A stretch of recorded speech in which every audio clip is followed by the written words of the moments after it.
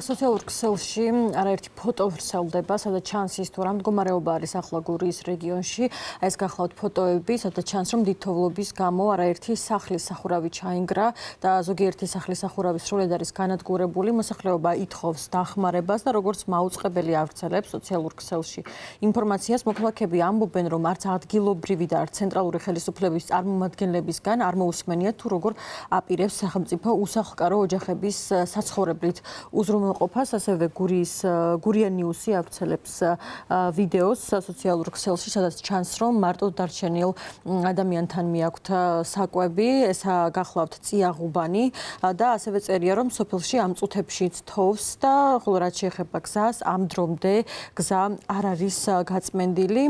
სოფელი კაპროვანი 10 დღეზე მეტია, რომ დიდთოვლობის გამო მოწყვეტილი არის გარესამყარო, აქ არ არის ასე თქვა ბუნებრივი აერი, ასევე არ არის ელექტროენერგია და არაერთხელ გურია ნიუს დაუკავშირდა მოქალაქე აკაკი მიქაძე, რომელიც ითხოვდა დახმარებას. ის აცხადებდა, რომ კატასტროფული მდგომარეობა იყო სოფელ კაპროვანში და როგორც გურია ნიუსი აცხადებს, მოქალაქემ მათი დახმარებით გურიის მაჟორიტარ დეპუტატს ვასილ ჩიგოგიძესაც მიმართა, თუმცა პასუხი 2 დღეა მოქალაქის მსგავსად არც გურია ნიუსს არ მიუღია, თუმცა დღეს დაუკავშირდნენ ენერგოპრო ჯორჯიას და ამ წუთებში როგორც გურია ნიუსი ავრცელებს ინფორმაციას, სოფელ კაპროვანში მუშაობს ენერგოპრო ჯორჯიას 4 ჯგუფი და მიმდინარეობს ამ პრობლემის მოგვარება და როგორც ისინი აცხადებენ, ელექტროენერგიის მიწოდება სავარაუდოდ დღეს საღამომდე უკვე აღდგება სოფელ კაპროვანში და დღეს გაავრცელა ქართულმა ოცნებამ განცხადება იმასთან დაკავშირებით, რომ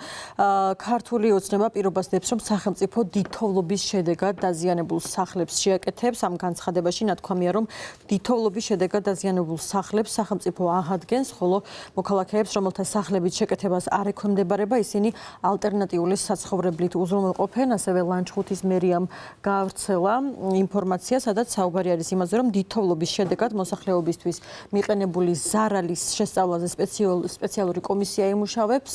ამ განცხადებაში ვკითხულობთ, რომ კომისია დეტალურად შეისწავლის დიდთოვლობით გამოწვეულ ზარალს, რის შედეგადაც შესაბამისი გადაწყვეტილება იქნება მიღებული. აქვე ვკითხულობთ, რომ დაზიანებული სახურავების შეკეთება და მცირე ინფრასტრუქტურული სამუშაოები დაუყოვნებლივ დაიწყება და ეს ყველაფერი, როგორც ამ განცხადებაში არის საუბარი, მოკლე ვადებში განხორციელდება.